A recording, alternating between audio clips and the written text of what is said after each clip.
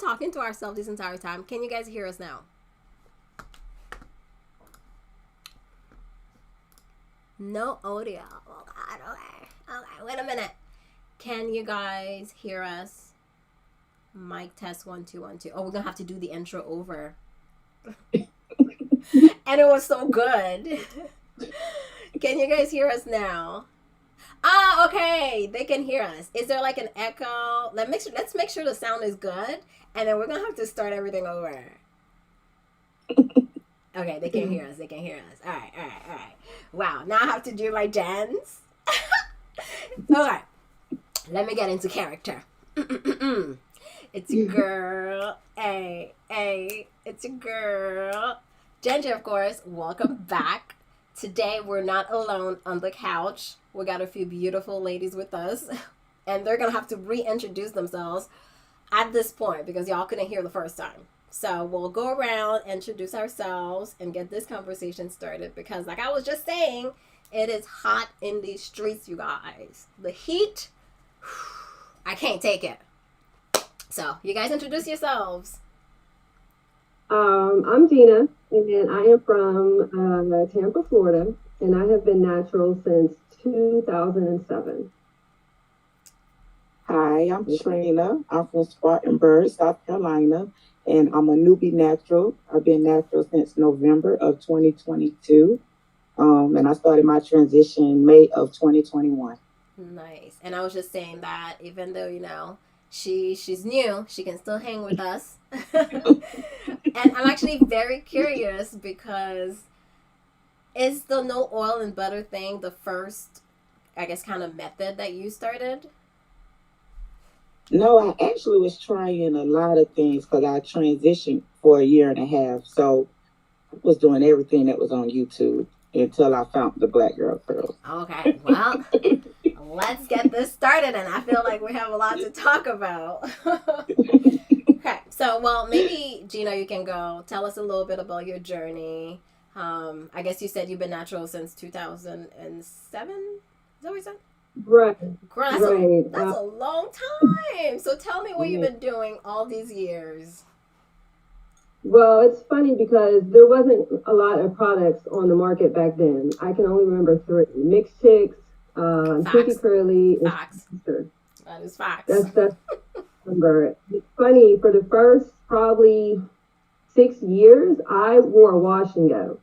Now, it wasn't like a wash and go now because I didn't know what I was doing. So I simply washed my hair, I deep conditioned it, I put the Not Today in, and then the custard, and went about my day. Let it air dry.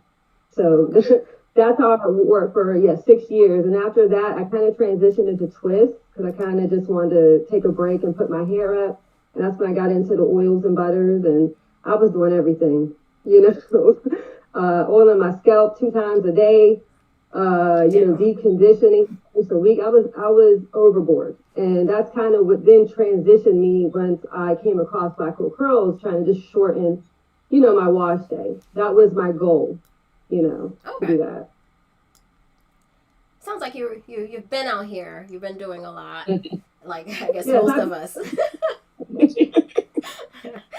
All right. Well, Trina, it's your turn. I think you said you were experimenting for a bit. Yes, I started transition in May of 2021. So I just went to YouTube. I found you and other people. So pretty much what I was doing, I was trying to do it with two textures until I finally just decided to cut it off myself in the bathroom sink. I cut the rest of it off. And then I just came across the Black Girl Curls. So then I just started following their method in December. So just to see how it works, and then all this came about. Oh, yeah, all this came about. I don't know what you're talking about, girl. What? Huh?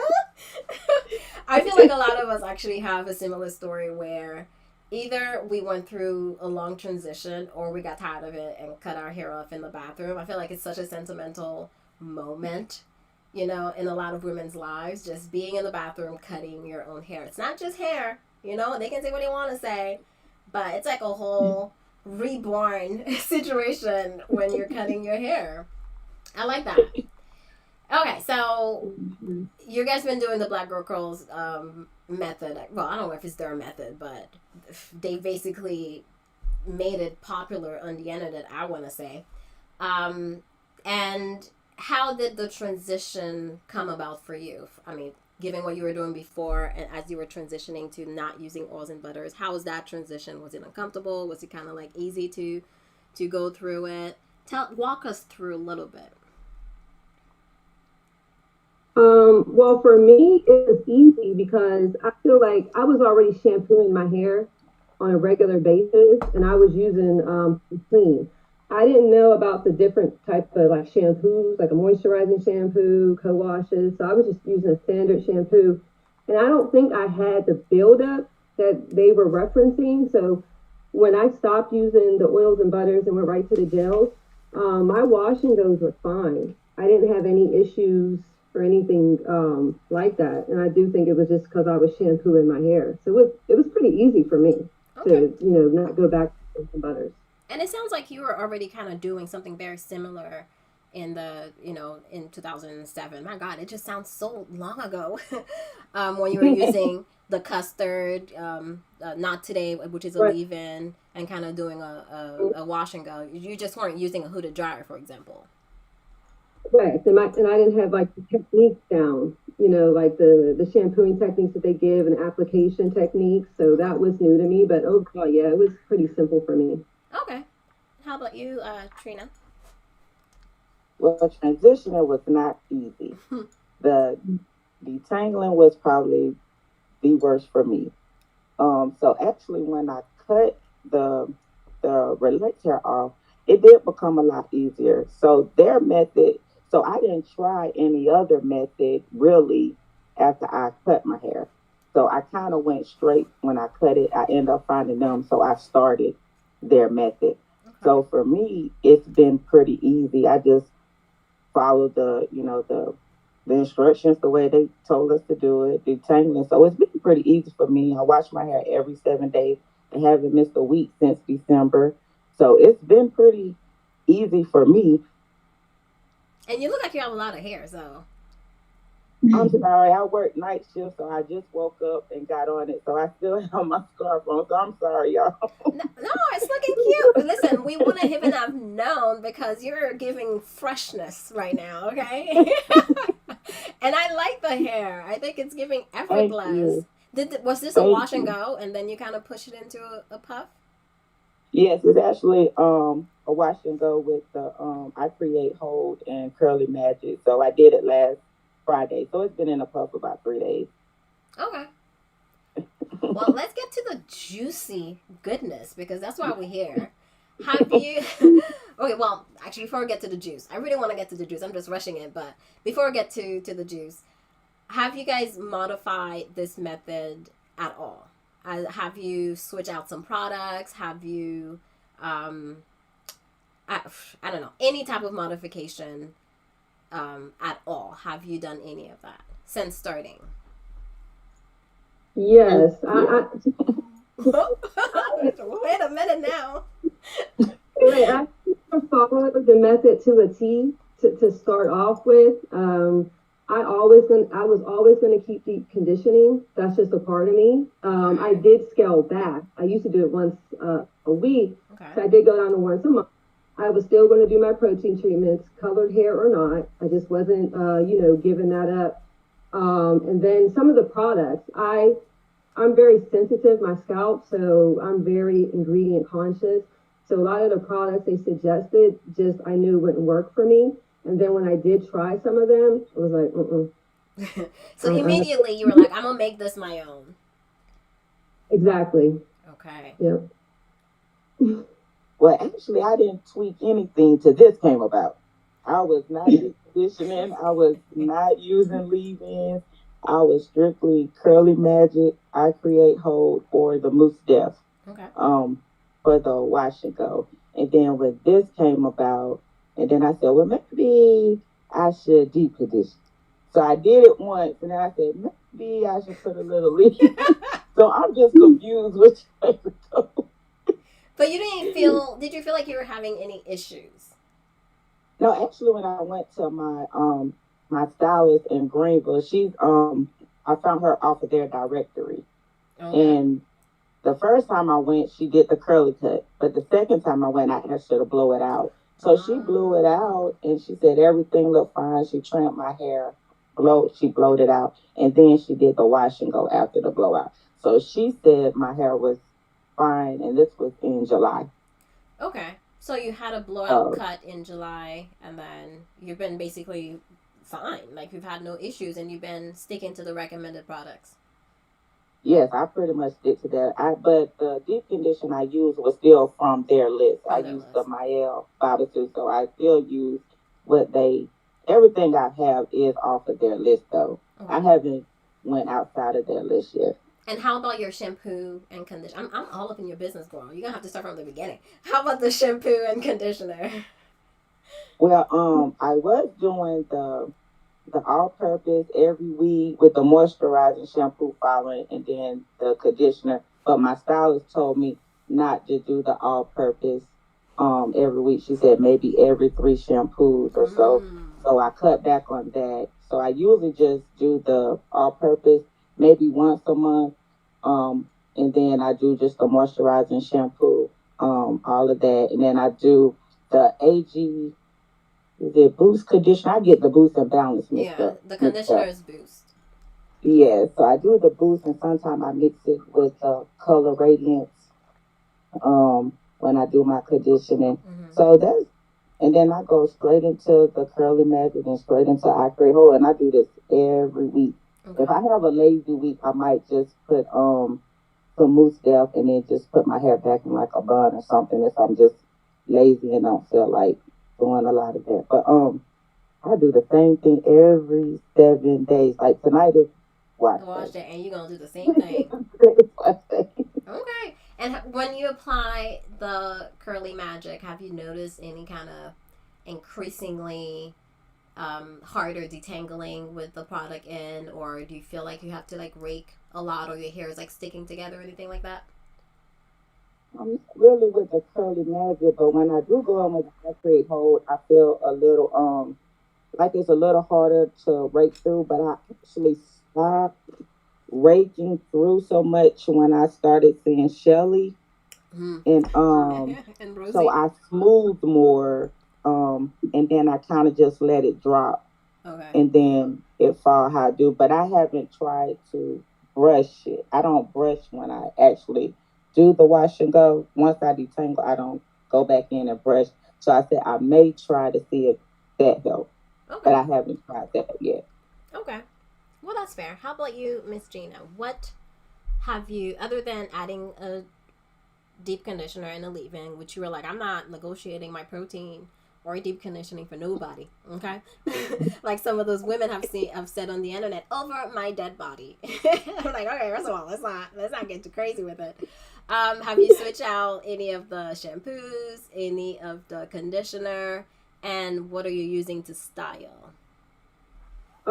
Yeah, I did. So even before I switched over to kind of looking into their method, I was looking for shampoos that didn't have any polyquats or didn't have any silicones or silicone alternatives. I was really trying to keep my hair like bare. I didn't really want any type of coatings. And most of the products that they suggest do have polyquats and do have those ingredients in them. So I was, on the hunt. So I came across a brand called Evolve, and they're a pretty clean brand. It's a Caucasian brand, and they don't have any polyquats or any of those silicone type of ingredients in their shampoos or conditioners. And I stumbled actually across their leave-ins because probably for the first month when after I got my curly cut, I was just using Uncle Funky's. I didn't, have a leave-in. But then when I came across their leave-in, I really liked what it said it did. pH balance, got rid of frizz, smooth the cuticle. And I said, well, let me try this. So I tried it with Uncle Funky's, and come to find out, it probably saved my hair because I started. Mhm. I mean, you're jumping ahead, Gina. You're jumping ahead. Slow down. So I added the Evolve leave-in, and that's mostly what I use. And as far as for styling, is the leave-in Uncle Funky's, and then either I create holds, and I've been using Ebona topper gel most recently. So those are my products. Okay. So I'm just going to give you guys a little FYI. So I see Rosie just popped right in.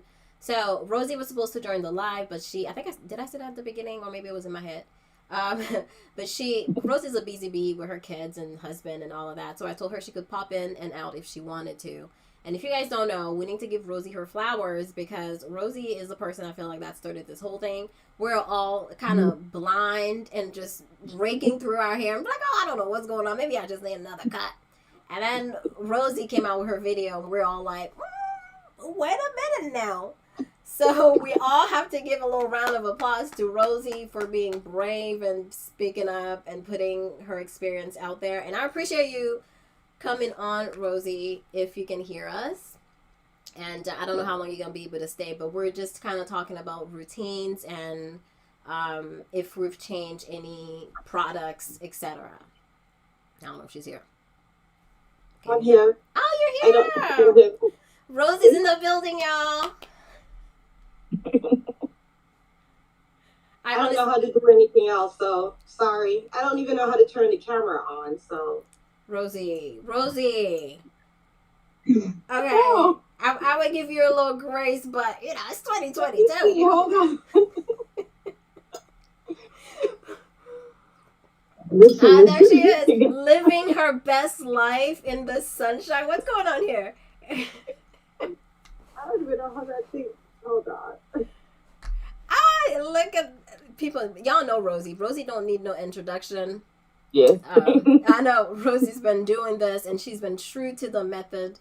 And it's very unfortunate what's going on right now with your hair, Rosie, I have to say. But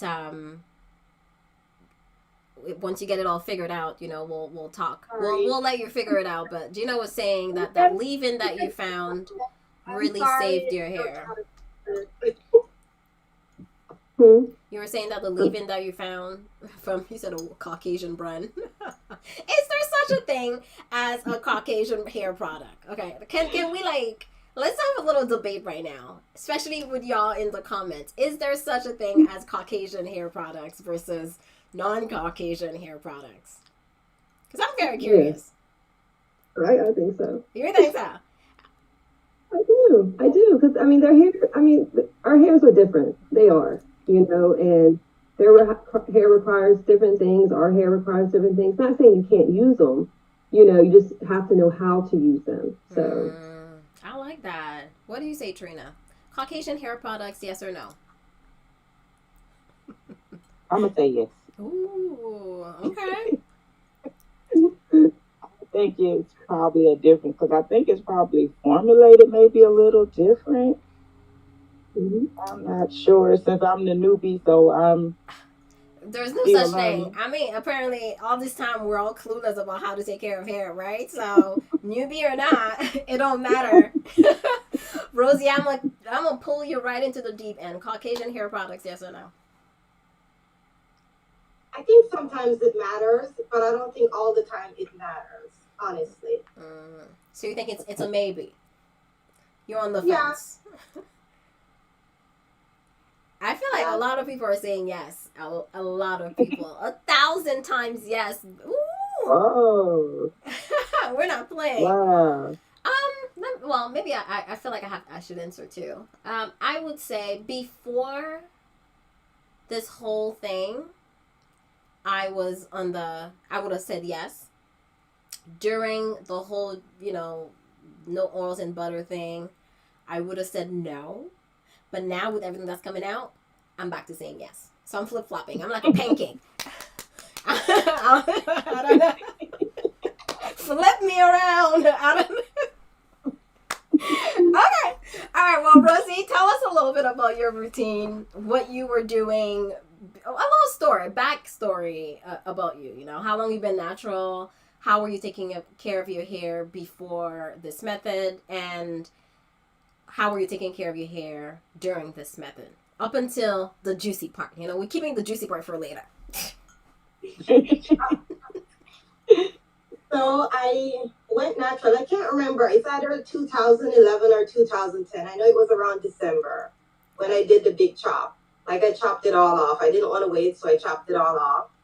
And at that time, I was discovering stuff. So I was trying, I know I tried shea butter once and I didn't like it. Um, but I basically shampooed and conditioned my hair. I tried, then I braided it up, wore a wig that I didn't like. Um, I did do braids quite a bit up until 2014. Okay. And then I decided to just wear my hair natural. I don't know what happened. Sorry. Oh, you were just fine. What did you touch? What happened there? Sorry. Okay, you're back. Don't touch nothing. Okay, Rosie, just please, just leave. There was something that came on the screen. I had to swipe it. Okay, so you were one of those naturals that were in protective style up until 2014. And then when you decided to wear your natural hair, then what did you do? Because you said you didn't like shea butter. No, I did not. So I just kept it simple. I started just shampoo, condition, and then I would braid my hair back into two braids. That's it. Okay. While I was pregnant, that's all I did for the whole entire time until one of my friends, she gave me a silk press after I had the baby. She gifted me and she came over and she gave me a silk press. And from after she gave me that silk press, I liked it so much, so I started doing silk press on my own hair. Oh no. It didn't damage my hair though. It did not damage my hair. So I did that up until maybe 2017. But I just shampooed. I was using Shea Moisture, shampoo, condition, and then I would do my hair. I got it down. I could get it down in 2 hours. Like shampoo, condition my hair, blow it out, and flat iron it real quick. And then I went in between there. I went back to a little bit of braiding and stuff like that. And then I had my second baby in 2019. Okay. And I decided I wanted to do this hairstyle that I've never done. So I cut my hair off and just left the top. Did that hairstyle. And then I decided to wear my hair natural from then on. And I just did not flexi rod, perm rod sets on my hair with foam and a leave-in until I found Black Girl Curl. Okay. And then you were using their recommended products to the T. Is that right? Well, initially I did not, because I had deep conditioners and there was no way I was wasting my deep conditioner. That's a fact. We don't waste money over here. Yeah. I still have my products from before this whole ordeal. And let me tell you something. Expired or not, we're going to give them a try. I was not wasting those deep conditioners. So while I was using the deep conditioner, it was quite funny. My hair performed so differently. But after they got finished, I decided, you know what, I'm just going to use what they recommend. Since they say, no, you don't need the deep conditioners, you don't need the leave-ins, you don't need any of that. I decided to go all in and just got whatever they recommended. Okay. And that's when the issues started happening. Yikes. Okay, we might as well dive right into issues now. So Trina, you said you didn't have any issues. If anything, this whole ordeal is the reason why you're double guessing this method. You were just fine doing your wash and goes and keeping it moving every week, every 7 days or so. Yes. Gina, did you have any issues? Did you have a moment where you're like, you know what, I've done this and I don't think this is working for me? Me? No. Okay. I wasn't following to a T. So. That's true. No, that's a fact. Yeah. Well, that takes us right back to you, Rosie. If you thought you could take a break, come back here. So when did it start for you? Because you were okay for a while. You were doing your thing. You were doing your wash and goes. You didn't really have any issues per se until I started following them to a T. So you use AG Balance. You use AG Boost. Yeah, and I didn't start using Inner Sense, I think, until I think this year, I think this year, I can't remember. Hold on, the years are flying by so fast. I think this year though. Okay. I don't remember. But anyway, I only use it. I was using the shampoo for Innocence as the moisturizing shampoo, and then I started using their conditioner. I can't remember when. Maybe last year. I don't remember. Okay. But anyway, after my second cut, then I decided to get a curly cut. That was the other thing. At first, I was doing the straight cut, and I was fine. I decided to go all in, get a curly cut. The second curly cut, I noticed I was having some kind of split ends. So I even reached out to the stylist and I told them, hey, I'm having split ends. And she gave me this bogus answer. And I did believe it. I believed the answer. I'm not going to lie. I think I've sent you the text, Jen. So you know what? Something about you didn't want to take enough hair, or I don't know, baby crowns, mullets. Well, no, she didn't say that. She wasn't saying that. No, she wasn't one of them. She knew that would be a because I'm not like that. But anyway, I saw stuff was happening and I did send her a text message about my hair. Okay. Then in September, I noticed that my hair was drying out and I did send her a text message about, I don't think the shampoos that we're using, and I did reach out to her about that as well. So it's not like I was not paying attention. I was paying attention to my hair. And in January, I went and got my cut. That was the last cut I had. And then a week after, I blew my hair out, and I was wondering why my ends were so rough, and they looked a certain way. But I didn't think anything of it. I'm like, I just cut my hair. Like, you know what I mean? But then in between that time and the straight cut in April, I noticed I found one of those hair strands in my hair with different splits on it. The tree. And I thought that, yeah, that's what we're gonna call it. It's a tree at this point. We got trees growing out of our scalps. In case you didn't know you were powerful, ladies, there it is. Not only was there trees, but my hair seemed like it was getting very thin, fine, and it was just tangling all over. And that's just not my hair. It doesn't behave like that. So I was no doubt very happy to go get that straight cut. Even though it was scheduled, I was very happy for her or somebody else just to look at my hair. Okay. Yeah. And that's when you were looking at your stylist and she was like, and you were like, oh. And now she literally, and the funny thing about it, she must have felt something when she was shampooing my hair. She has never done a deep conditioner on me. Like, I've been going to her since maybe 2016, 2017, she had never done a deep conditioner. And that day she did a deep conditioner and put me under the dryer. Okay.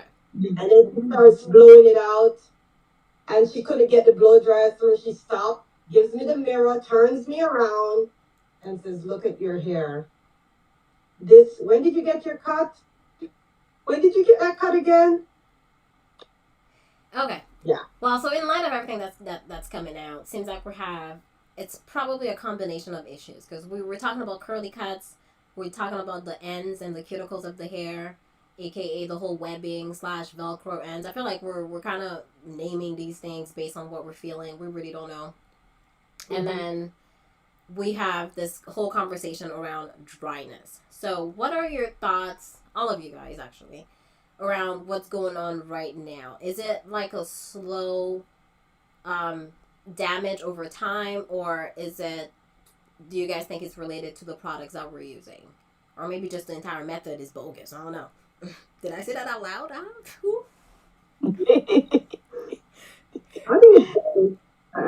I think it's over time, and I think it's the products, because when you're shampooing your hair, especially with a wash and go, you're doing it more than if you were, like when I used to wear a twist, I wash my hair every 2 weeks. But with the wash and go, me going to the gym, I wash my hair probably every 5 to 7 days. Mm-hmm. And water over time can be damaging. I mean, there's many articles on it, over time, that you need kind of protection. And I think you miss that out by not deep conditioning or having a really good concentrated conditioner, I will say. Okay. Because the concentration is debatable. Like, who tells you it's concentrated? Unless you know the actual chemist or the formulator who made it, a company can tell you it's concentrated, but how do you truly, know? So I do think it's a combination over time and products. And I mean, the average person doesn't know. We're not out here reading ingredients. Like, we're probably just skimming through, avoiding oils in the top 5 ingredients type thing, but we don't really know what's an emollient in there and how it's formulated and how it's going to, do its job in our hair. So that's a very good point. So you think it's the over cleansing over time that may be causing this issue?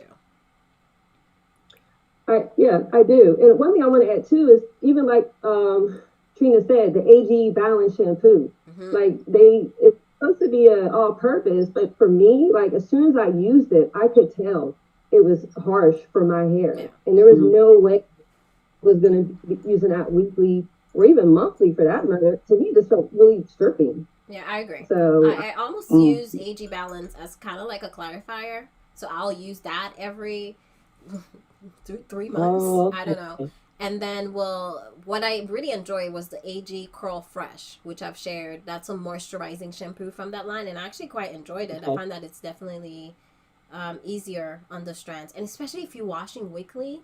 Like, are we working in like a construction zone? Like, how much cleansing do we need on a weekly basis? But what do I know? I'm not a cosmetic chemist, and I'm also not a trichologist. I'm not a dermatologist. I'm not a stylist. Who is Jen J? Okay, what am I even doing here? Okay, so I think that's my confusion. I think my confusion was really the point of the Curly Magic at first.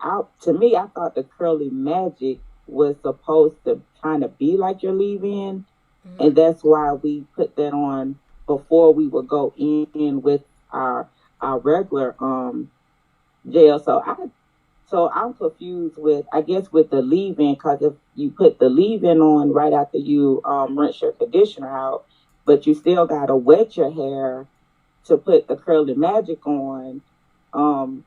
So it's, to me, I feel like I'm gonna be rinsing the leave-in out and then putting the Curly Magic on. So I guess I'm just confused with. That's true, because the way the leave-in. That's a good point. Because then, even with how we're instructed to use Curly Magic, it's with a lot of water, right? So you're adding more. Even with Curly Magic, I feel like I'm kind of rinsing some of the products away, and it's expensive. But you're putting a lot of water in your hair as you're putting the gel. So even if you were to put a leave-in under, you're kind of adding a lot of water. At least if you're trying to follow the method, then you'll be adding a bunch of water to the base before you even go into I Create Gel. And it's like, what are we really doing at this point? So that's a very interesting point. And just to say something, Jen, the AG Curl Fresh is actually an all-purpose shampoo, so it's not a moisturizer. Oh, really? I thought it was moisturizing. It's not. Oh, see, there it is. There it is. You know what? I will see myself out, because clearly I don't know nothing. But I felt like it was more of a, I don't know. It did not give me AG Balance feeling, at least in my hair. Like, it felt definitely less harsh on my strands. I'm just gonna put it that way. But if it's an all-purpose shampoo, yeah, it's less harsh, but it's actually an all-purpose. That's what they sell it as, a moisturizing, but it's not. Ooh, that's interesting. It's not a moisturizing, so just be careful. Girl, I haven't been using these products since these products are going down to the basement. Careful. Like, we're done now. Okay, so what about your thoughts, Rosie? I feel like you've done a lot of research on this. So what do you think is happening over time? Is it products? Is it technique? Is it lack of products as well, such as lack of leave-ins and deep conditioners? I think it's basically leave-in, lack of deep conditioners, and the shampoos. I think they were too harsh, and we were told to use them weekly. Like, I was using AG Balance for a while until September of last year, weekly. That's what I was given as a recommendation for my stylist. So that's what I was using. I'm still are using that shampoo weekly. So until lately, they came out that the shampoos might be too harsh. After everything is coming out, now they're coming out and saying, hey, these shampoos are too harsh. But how did they not know that? however long they have been doing this whole method. I just don't get that part. You know what I mean? I also noticed that too, because I mean, you know, I got eyes on the internet now, but I noticed that there was a blog post that came out, and I feel like the timing's interesting because no one's really talking personally. Again, I don't know everything that's going on, but I feel like a lot of the stylists were a lot louder at the beginning of this, and now it's a little quiet. You know, and we're all speculating. We're all trying to figure things out between ourselves. We're back to YouTube University, seems like, you know, and we're kind of going back and forth with each other based on our experience to maybe trying to decipher what's going on. So, in my mind, it's giving maybe the stylists are also as shocked as we are and they don't know, or B, if they do know or not speaking up, then I don't know. It's a little too quiet for me to feel comfortable. And instead of kind of directly addressing some of these issues, what I'm seeing is kind of like subliminal posts going up in there, blog posts about over cleansing. So that kind of makes me wonder that maybe over cleansing is part of the issue.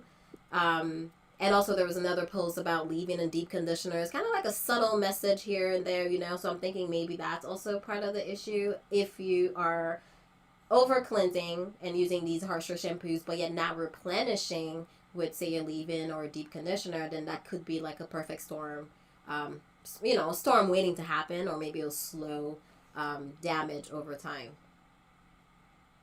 And also, I was setting up my appointment to cut this hair because literally half my hair is damaged from this whole routine.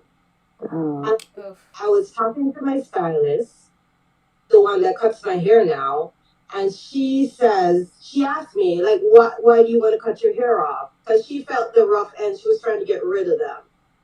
Because it's not split ends. They're just very rough ends. Oh, interesting. You know, it's just like my roots, the new growths to wherever whatever is left from not being cut. It's just very rough. The texture is different when my hair is wet. It looks like I have like a texturizer or something like that.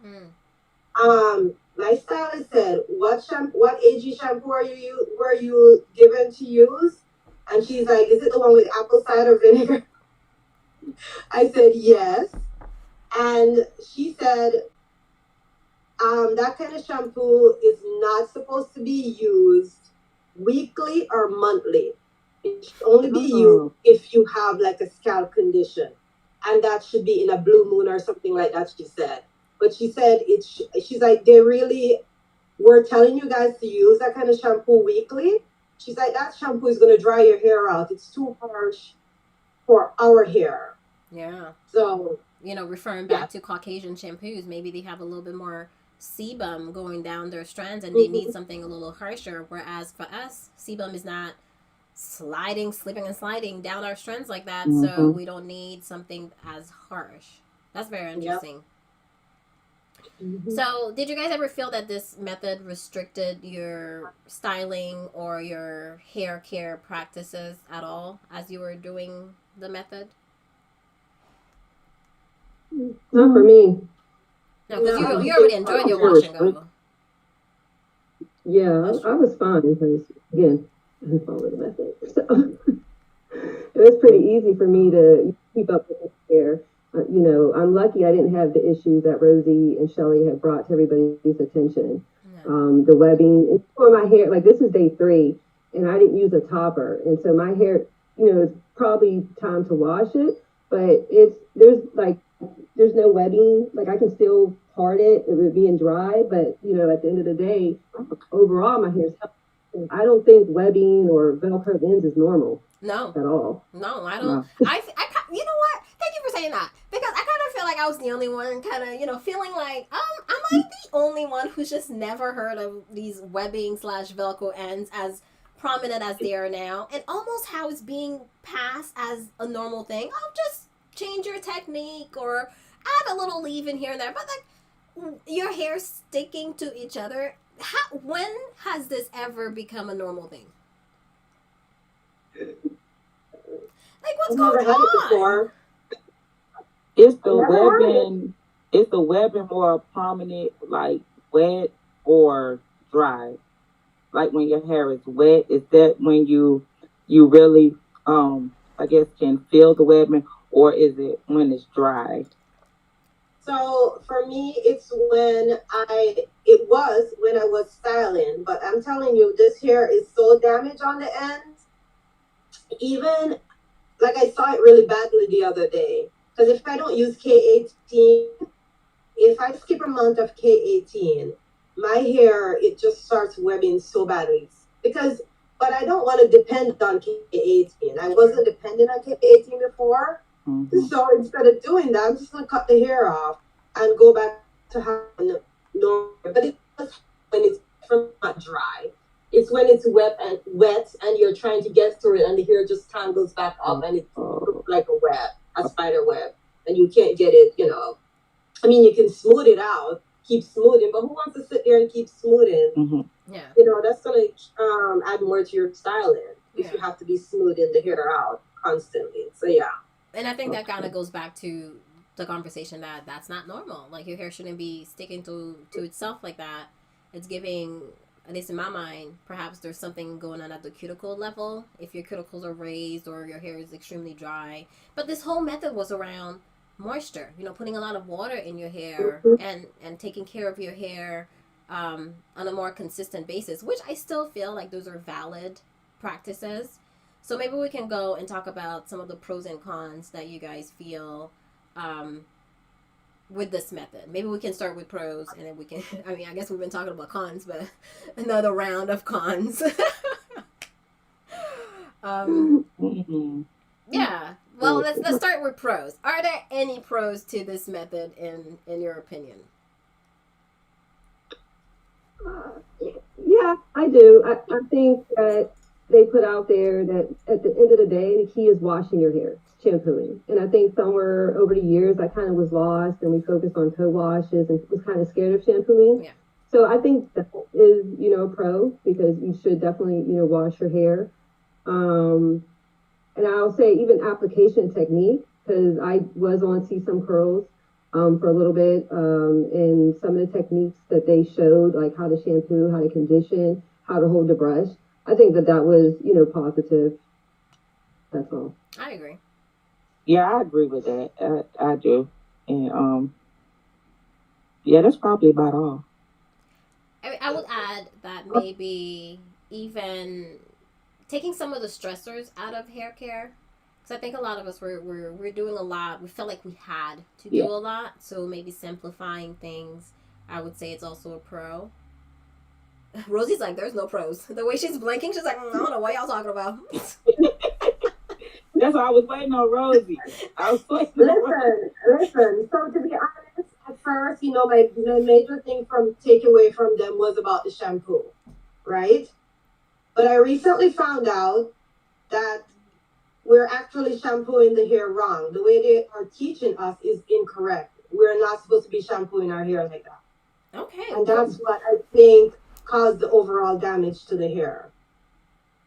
Tell us, Rosie. Tell the people. Yeah. Listen, after my hair has been damaged, I've been doing my research. Mm-hmm. Okay? If stylists are telling white people who has more sebum than us to only shampoo the scalp, and then these stylists are telling us to put all that shampoo and rub it into the hair and pull it down the strand, I am thinking that's why we have so much damage. The white stylist, there's a stylist called the Blood Professor, and he says we should not be pulling the shampoo down our strands, especially for us who are not using any like butters or oils or, stuff like that on our hair. Why are we doing that when in fact we're just using these botanical gels that are going to wash off with water? So I think that's a major issue why some of us have such damage from this method, because we're putting AG balance down that hair strand, putting it through, and it's just over cleansing the hair. And he said that that stylist, the Blood Professor, he said we should have been putting some oils on our ends. He said, first of all, he said split ends are not normal. He said we should not be having our ends split every 3 months. He said that is not normal. Yeah. He said we should be able to go at least 6 months to a year, we should not be having split ends. That is saying something about the method, the hair care routine that we have, why we're having splits that badly. Yeah, I So agree there's with that. something about this method. Yeah. I think especially if you're seeing a stylist every 3 to 4 months and getting your ends trimmed, we should not be having tree trunks, tree branches, uh, trees period in our hair. I just feel like at that point your hair should be kind of blunt all around if you are consistently um, cutting your ends, and I think 3 months is not a long time for us to be seeing the extent of some of the damages that we're seeing. So I do agree with that. I don't think split ends are part of hair, but as much as we're seeing it now, that may be an indication of that something needs to be tweaked. And I think I also know this blowout professor guy, and he's big on leave-ins as well. Like you got to use a leave-in on your hair. So okay. Another thing, then, if white people are supposed to leave in, our hair is drier than the white people's hair. Like, why are we not using leave-in? I just don't get the whole concept. Because of Like the white botanical people. gels. You know what's funny too? I just saw my sister-in-law a few weeks ago, and she is white. He has straight silky hair, and she's telling me, "Oh, the shampoos are too harsh. I went down to wash it once a week, and that she's gonna get a shampoo that has no suds." And I'm over here looking at her, I'm like, and then she's using oils on her hair, and I'm over here looking at her, I'm like, not this Caucasian person using oils, and you're not. Oh my god, it's very interesting, and maybe that we can just go into some of the pros that takes us directly into not pros, cons, directly into some of the cons of this method, because I think YouTube University was one end, kind of an extreme, not I guess YouTube University, but the way that we're putting a lot of oils and piling a lot of oils and butters without, say, washing as consistently, or even washing to remove some of the products so that we can add more. We're piling a lot of stuff. That's true. But then now on the other end, it feels like we're on the other extreme where we've stripped a lot. And now we're looking at our naked hair and saying like, maybe we should add a little extra. So what do you guys think are the cons of this method? I mean, I guess we've been talking about some of it, but maybe we can summarize a little bit. Starting with you, Gina. And Gina, you have a good routine going, so I'm curious to see what you say. Limited mindset. I think that's a con because it makes you feel like you have to stick with these products, and like you don't have to go out and experiment. And I think that's not always the case. There's nothing wrong with experimenting and making sure you find a product that definitely works for you. And then also too, just this like fear of no oils and no butters. And at the end of the day, any type of ingredient can build up on your hair. And I mean, actually, some polyquats build up way faster than an oil butter on your hair. And a lot of these products have them. So at the end of the day, oils, butters, polyquat silicones, they all build up. Just, shampoo your hair. But I think that there was like a fear out there. If you didn't use these products, if you didn't follow it, your hair was going to be trash. Yeah. And also the idea that, products and wait, sorry, say that last sentence again. I didn't use, a lot of their products, and my hair, after my blowout, came out, fairly well. Yeah, and I think maybe your hair was safe because you weren't using some of these products and really listened and catered it to your hair. So that's a very good point that you had there. I like that, the fear and the mindset around it.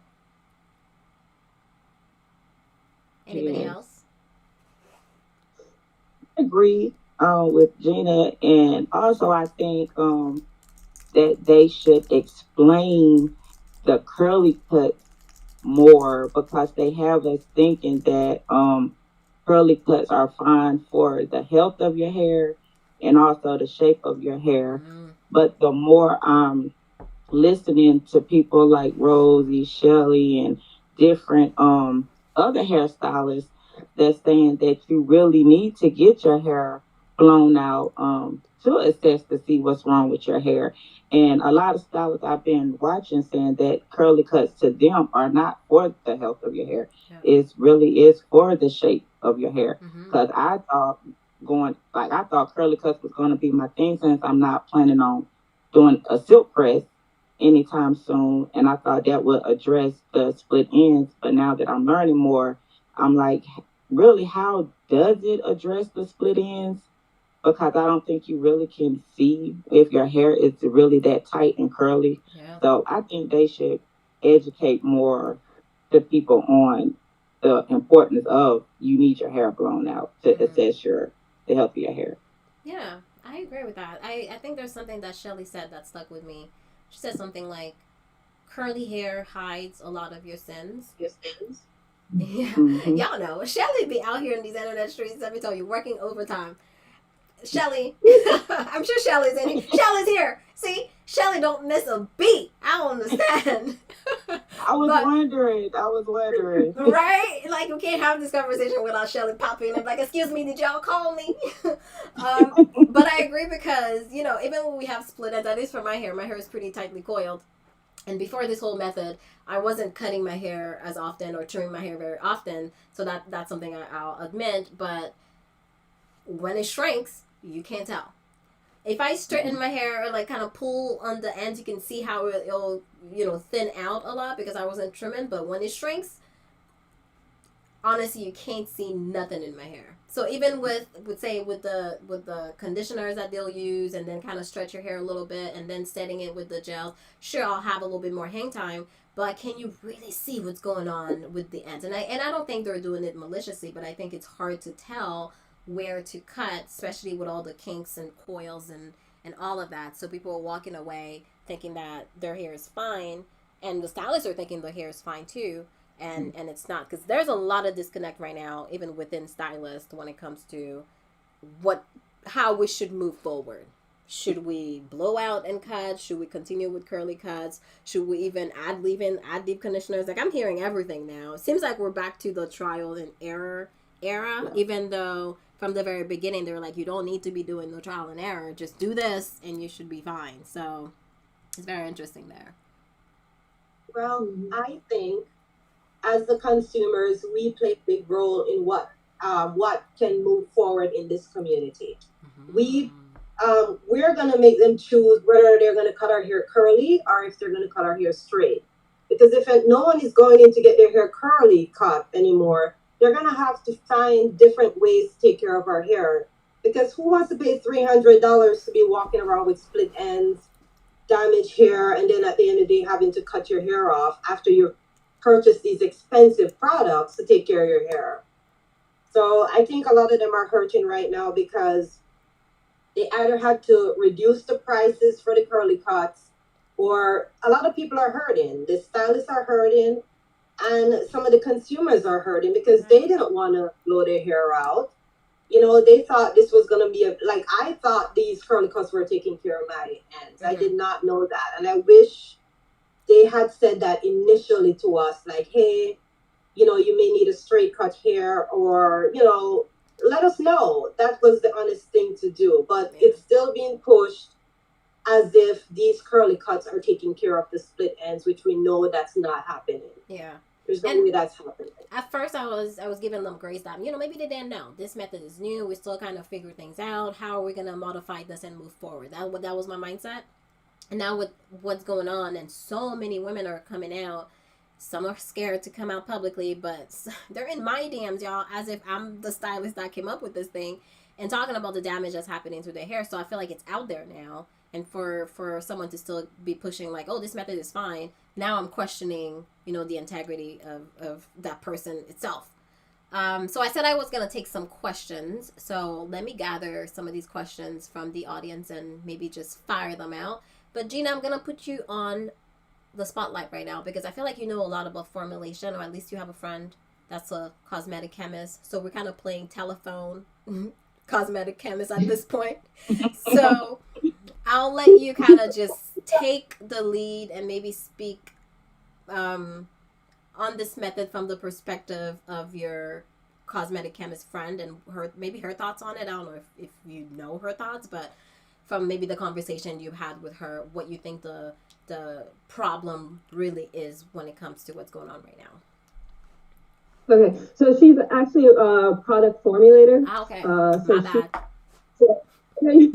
So she makes products. She tests ingredients and she tests them on her hair. And so I always ask her questions because again I deal with excessive shedding. So I'm very particular about my ingredients and what I use. So anytime I'm trying something new, I do kind of go to her and say, hey, what are your thoughts on this? And she initially had told me that at the end of the day, water over time, takes away your cuticle. That just happens regardless if you're using leave-ins or whatever. It's just wear and tear of your hair. So when you're using Uncle Funky's in your wet hair, just with the water soaking in, there's no like buffer. And again, I've researched myself, like articles on the internet, where they say to combat this is to actually use a pre-poo. Oil on your hair first, then shampoo. And they say it may be counterproductive, but at the end of the day, it helps not let as much water into your cuticle so it doesn't, I'm assuming, like burst open over time. So she did say a leave-in probably would help, modify that so you don't have as much damage, as well as, again, it has to be concentrated. And again, I don't know how to really tell a concentrated product unless, this is what she told me you can do if you really want to see how a product works. Shampoo your hair, use the rinse out conditioner or leave-in conditioner, and just let your hair be for like a day and see how your hair feels. If your hair is dry, like it feels dry, dehydrated, then that product's probably not a decent product. But if you can make it 2 days, 2.5 days, and your hair's soft, then more likely it's a decent product. So you kind of got to just test that and see how the product feels on your hair. And to be honest, things I've looked up, at the end of the day, you truly never feel your hair as long as the products have the polyquats, the silicones, and a lot of oils. So remove the polyquats, some of the silicones, and just use like a polyquat-free shampoo and conditioner. Let your hair air dry and see how it feels for a day. Then you can tell like how your hair truly feels. Still going to have a coating. Polyquats leave the pop on your hair with shampoo, conditioner. So you truly never know unless you use polyquat-free or silicone-free, product. That's a good point. I don't know if I've ever, like, I just feel like I'm having a little anxiety, a panic attack right now. Talk about washing my hair, leaving it for a day or two. I need a moment. That's what I was like, whoa. I know. I need a moment. If I didn't have like my excessive shedding and like my hair issues, I don't know if I would be as in tune with my hair. But I'm just very in tune because, again, I'm trying to save as much hair as I can to deal with my excessive shedding. So I'm very into the ingredients, how products, affect your hair, how to, save breakage. So that's, it's taken, I've been probably looking at this for about 2 years, just researching ingredients. Wow. And we appreciate your knowledge at this point because every product that I have, I'm going to ask you, girl, if I should be using it. So here's a question here, from Shelly, of course. But I don't know if we'll be able to answer it. She says, why are the stylists trying to get us to pay to address our issues/concerns? Maybe you guys can, let me know your thoughts. This is just opinion based. Should we pay to get answers to our concerns? Well, for me, they won't be getting my money, but it's the audience. I am off from stylists. There's only one stylist I'm consulting, and it's the one that saved my hair. You guys can go pay for it. Oof. Sorry. I like Rosie. Rosie and her bluntness. I like that. Listen, I'm Jamaican. We're going to say that as it is. If you want to go pay them, if they didn't know what was going on before it came out, like, why would you pay them to go? What are they going to? They don't know. Obviously, they don't know what they're doing right now. Yeah. So why would you pay them? But you guys can go pay it. It's my opinion. You guys can go pay it. It's my opinion. Girl. I'm going to have have a lot to think about when I leave this life. Honestly, but I mean, don't let this conversation scare you. You know, I kind of want to say that I truly believe that this method can work. I just think there's a lot of this is like version 1.0, and then we're probably gonna do a little bit of experimentation. You know, YouTube University got your back. We're gonna be out here testing products and letting y'all know how we feel about them. And then there's gonna be version 2.0, which will probably be let's cut back on the shampoos, the harsh shampoos, and then maybe add a little leave-in here and there, maybe deep conditioning once a month. You know, because as much as they say, there's something that stayed with me. You know, deep conditioners are there to fix an issue. And at first I was like, oh, yeah, that's true. But then now I'm thinking about it, especially with everything that's been going on. I know a lot of women are having these issues, and they added leave-ins and they added deep conditioners, but it's not fixing the issue. And hair is dead. Hair, once it's out, it's out. There isn't much you can do about it, which is why when you have split ends, you have to cut them off. You can't fix split ends. So when you are trying to fix these issues now, I don't think they're fixable. And I think deep conditioners are there to prevent an issue. And that's probably, I mean, we overuse them. I'm not going to lie, because I was using a deep conditioner every wash day.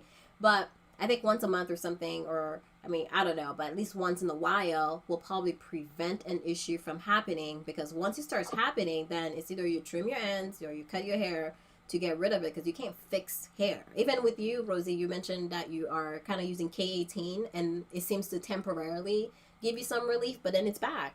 I don't know if you can fix the issue even by using an expensive product like K18. Good point. Bars. Okay, Jan. Let's see what else we got here. Question. I'm looking for questions. Oh god, there's so many comments. If the stylist doesn't do natural hair or have learned on natural hair, they need to hush. Oh, okay, Rachel. Okay.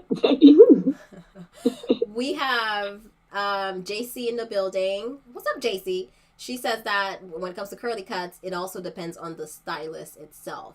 So, I mean, how would you know? I definitely agree. You agree? I definitely agree with that. I do. It's funny because I found my stylist, Tosin Elizabeth Hair Salon in Florida, on the directory. And I went to her, and I will say it was great because not only was she a curly specialist, she knew how to diva cut, she could do dreads, protective styling, she used oils herself. So she was well-rounded, and she listened. And I think that when you look for a stylist, it's good to have a stylist who can do all those things. Because immediately when I told her about what was going on from Shelly and Rosie, I said, I need to see my ends. She didn't give me any pushback. She didn't say what's going on, or she said, let's do it. And she, blew out my hair, and I needed a decent trim. And she said it. She said, yeah, you need a trim. So, I mean, it's really good to find a quality stylist out there. I agree. Now you have to do it because the directory's not there no more. So, yeah. I wonder why. I heard. Someone said here, my stylist told me that my hair cuticles are raised. Do you think that is due to the whole black girl curl process? I can say my hair cuticles are raised. The ends that I'm talking about, that's rough. So on wash day, the only way I can have my hair lay back smooth, and I hate this, is to rinse my hair with cold water. If I don't, I cannot detangle my hair. I cannot move it apart. Once I do that, I'm able to just go through the hair easily. And I've never had to do that. But it was so horrible.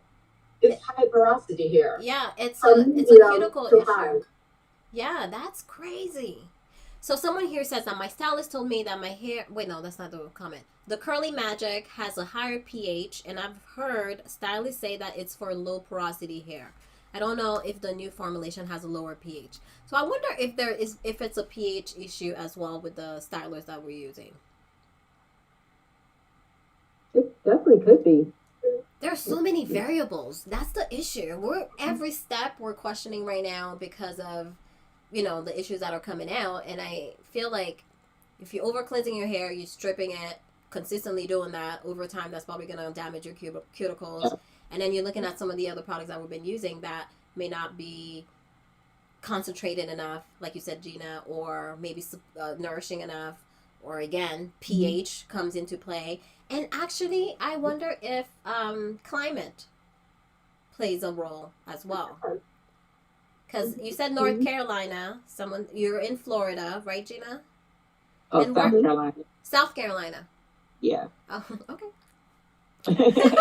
My bad, girl. You know I'm getting old. And where are you, Rosie? Ohio. Is it warm in Ohio? I don't know nothing about Ohio. All I know is Dave Chappelle lives in Ohio.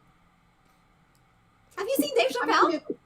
No, it's probably like it's warm now, but we have snow, so it gets cold. It gets horribly cold. It gets cold. Yeah. It gets cold in Canada too, and I find that it's a little. My hair dries faster in the winter, I would say, than it does in the summer here with this method. Someone said it's important to use products as instructed. Curly Magic instructs to use a leave-in. What are the thoughts on that? Is that on the bottle? It's on the bottle. Actually, I noticed that. I noticed that because when I first got a bottle of Curly Magic, which was 2 years ago now, it was before the formula change, and I'm pretty sure it says to use it on wet hair. And then with this, I got a new bottle recently, and it says to use one of their products before, like some sort of, they got funky names. Super Curl, and they have a leave-in, and they said Super Curl. Okay, they say to use that before they use Curly Magic. So I wonder if the formula change may have something to do with what's going on as well. Well, I think so, because I have all my bottles, but not all of them. But Rosie. Yes, and I went looking. Like, you gotta look what's going on. I went to look at the bottles, and one of the first bottles I had, that was before the formula change, and they said it was okay to use it as instructed by Black Girl Curls. Yes, I remember, because there was a whole uproar when the formula changed, because that's when I first started this whole process. And then the new formula had proteins in it or something like that. And everybody was like, oh my God, how we scared of proteins. Should we be using this? And I remember them saying, calm down. It's fine. And, I may now remember South and North Carolina, but I do remember that they said it was fine. I did remember a lot of people asking on the live about the Curly Magic and whether it was okay to use it or not. But I did, I went because Curly Magic, Uncle Funky's daughter is trying to protect themselves. So they're making sure they send out emails letting you know, hey, my product says to use a leave-in or Super Curl underneath it. So, it's on the bottom. Yeah, it's on the bottom. And it's been on there ever since the formula changed, because I went back and looked. And they had it on there. Once the formula changed, they put on there for you to use a leave-in or Super Curl, their styler, underneath it before you put it to your hair. So there was changes made, but I guess we didn't see the changes. So this is why a lot of us, because Uncle Funky's daughter the Curly Magic was my base. Yeah. That's what I use every single week. Yeah. That's what I use my base still. Yeah. But that's not what you use. Yeah, you believe it. But that's not what you use, though, Gina. No. Initially I was using Uncle Funky's, and then I was putting Uncle Funky's on, and then the Evolve leave-in. And then midway through, I was like, maybe I should put the leave-in first, and then the Uncle Funky on top. And once I did that, I actually didn't use as much water, because when you put Uncle Funky's on, your hair has to be soaking wet. Yeah. But when I leave-in in, I squeezed out some of my water, and then I put the leave-in in, and then Uncle Funky's. And literally my hair dries in 20 minutes now, because I don't have all that, excess water. So I think leave-in is the key, probably. She said what she said. People want to say, if the white people use leave-in, the black people needs to use it too. That's what I'm gonna go. Wait. Order in the court. Do you Gina, think it matter if it's a liquid leave-in or a cream leave-in? Do you think it matter? I think it will matter. I think you should try first using a liquid leave-in, maybe. Okay. But you can do a cream leave-in. You just have to know how to apply it. Maybe Okay. test it. Maybe test it on a section before. that's true. Okay. And from a previous live, a few of the ladies were sharing some of their experiences as well, and they said formulation does matter when it comes to the leave-ins. And some mentioned the not today, as well as the curl mix leave-in. And then when you look at both of those, they're lighter formulation when it comes to leave-in. They're not as creamy or thick, so that could be where you start if you want to, do something that's light and that other women have been using and testing. Maybe there's that. But you were gonna say something. After you said leave-ins were key, I missed what you said, and I want to hear it. It's just my personal opinion. I'm not a professional. Oh, Don't of speak for me. I course. just want Everything we talk about today is our personal to opinion. yeah. Anybody who wants to come for us, just know that this is all allegedly. Jen was never even here. I don't know. I will play dumb in the second. Who? I have a baby. I don't know. I don't know. Okay, well, the big question is, will you continue to take care of your hair this way? I know, Rosie, I have your answer, but maybe you guys can let me know how you want to move forward, and will you continue to do some of these practices? I'm gonna continue the practices. Oh, go ahead. Go ahead. Pleasure. I'm gonna continue with the practices because I do I need my wash day to be simple. Mm-hmm. I need it to be simplified, but I am going to tweak it.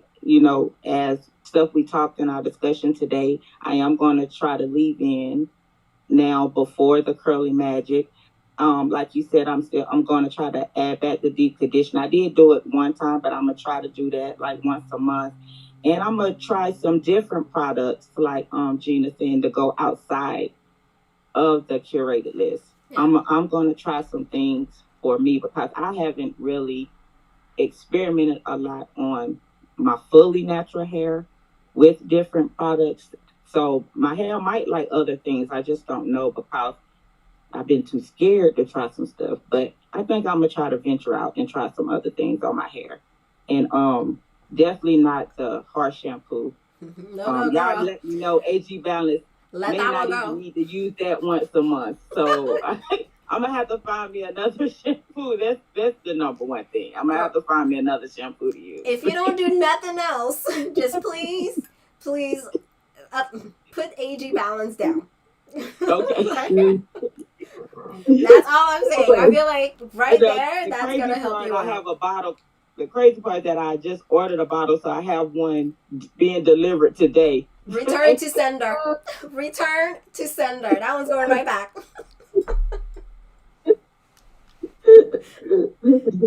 But that's what I'm gonna do. Okay, that's fair. And I mean, I don't think you need to experiment a whole lot or go crazy, but just because if you're doing a lot of different things, you won't know what your hair actually likes, what's changing. Like maybe like one thing at a time, that type thing. I don't believe that we need a ton of products. Like we were so dependent on them. I don't believe that's that's the way moving forward. We already simplified things. It may just be one thing, adding something here and there. When one of your products is done, you could just kind of, instead of getting another AG Balance, you get another shampoo and see how that works out.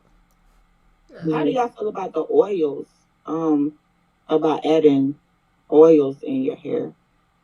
Not in the hair, on the ends, he says. Just the ends? Okay. He made it very clear not to put it up here. He says just the ends. Interesting. Up here.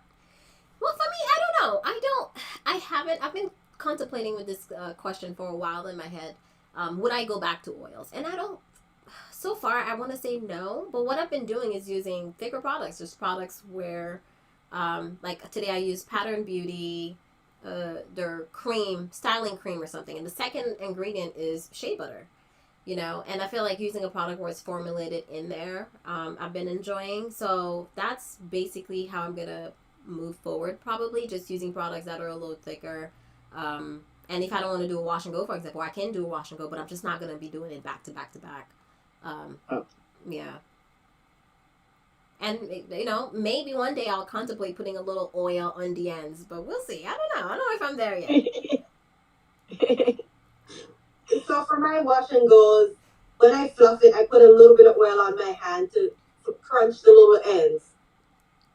Like crunch the ends, not like this, but on the ends.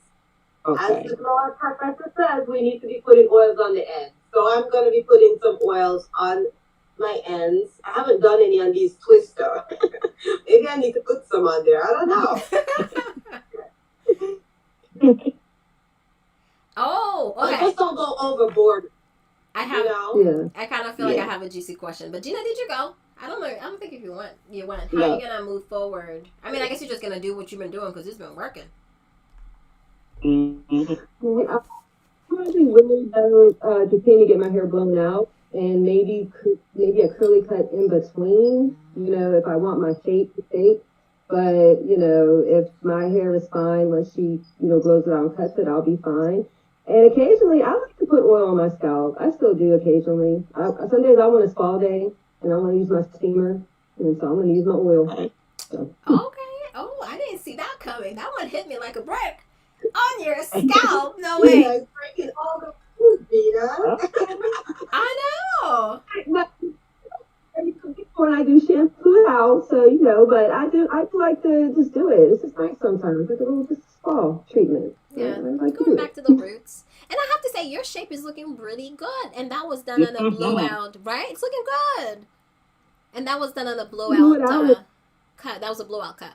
Right. I told her to even me out. I told her, don't worry about the shape. I said, cut off whatever's damaged that needs to go. Like, cut it. And so. But it's giving me shape. Looks good. Yeah. It's probably looking better than some of the curly cuts that I've seen. We got a next question over here. Do you feel like the method sacrifices the use of oils and butters for the sake of more defined curls? And I wanted to take this one before we go because when I first started doing this, that's one thing that I said. I'm like, are we chasing curls? And they came for me. They were like, no, this is what the hair is capable of. But here we are 2 years later, and I want to revisit that question. Do we feel that they are pushing not using oils and butter, especially on tighter curls, so that we can get more defined wash and go? How do we feel about that? I think that's true. Because if you use a lot of different butters, you're not going to have your hair defined as much. It's going to be a lot more frizzier. Even with leave-ins, if there's too much cream, oils in the leave-in, it's not going to give you that defined look when you use a gel. It's going to mess with the gel. So the oils on the hair is going to impact the wash and go. So if you're doing wash and goes, and that's your main style, you're going to have to limit the amount of oils and stuff that you put on your hair. Okay. But if you're doing twisted styles, you can use whatever leave-ins you want, and whatever.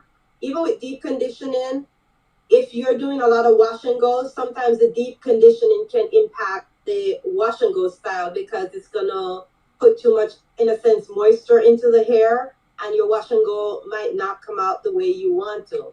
So those are also things you have to think about when you're doing, if you're depending on wash and goes as your only style. Okay. And the deep conditioner you're using, you have to be careful. I don't know if that's what they purposely was doing, but I do know, like I agree with Rosie, when I wasn't deep conditioning and I would just when I just used the rinse out conditioner, when my hair is wet and I rinse it out, you could really see how your curls pop and the curl definition just when it's wet and you rinse it out. But the one time I did the deep conditioning, it looked different and a little bit more frizzy wet after I did the deep condition. So I can see the difference with just a regular, I guess the rinse out conditioner and the deep conditioner, because I guess the deep conditioner have more oils and butters in it. So yeah, I agree with Rosie on that. Thank you for sharing. Not saying they did it purposely. I'm not saying they saying not to put it in for that, but I can see the difference. in my hair. Allegedly, this is all opinion. We don't know.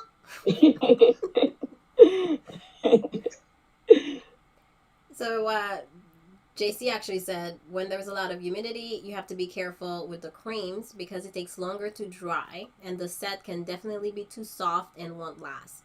So now I have a question for y'all. Do we feel like, are we sacrificing health for longevity? Because that's something that I see a lot. Your set will be too soft. It won't last. It won't last. But like for me, I personally like a nice lived-in look. Where my hair shrinks up the way that it naturally does. It's gonna give me a nice fro at the end of the week, and I'm okay with that. But I know a lot of people are, I guess, gung ho or trying to keep their style to look like day one hair on day 7. Like this longevity conversation. And I wonder if we're sacrificing health just by layering the gels versus, let's say, adding a little leave-in. Okay, you have a softer set, but we'll live. So, yeah. For me, I've used the leave-in and I've gotten the same amount of days. I get my 7 days and my style still looks good. It all depends on how you add the leave-in, the kind of leave-in you add. It's about application. Your set can last just as long as using only gels. It's just the person needs to know how to apply the leave-in. You know what I mean? You're going to apply the leave-in different than you would apply it for a twist out. You're not going to put it as much. Yeah. You know what I mean? But it's about application. At least for me, I know how to apply it. I mean, it may take time just as when you're learning with a gel. But I mean, if using the gels only is not affecting you and you like doing it, it's about the person's hair health, what they choose for themselves.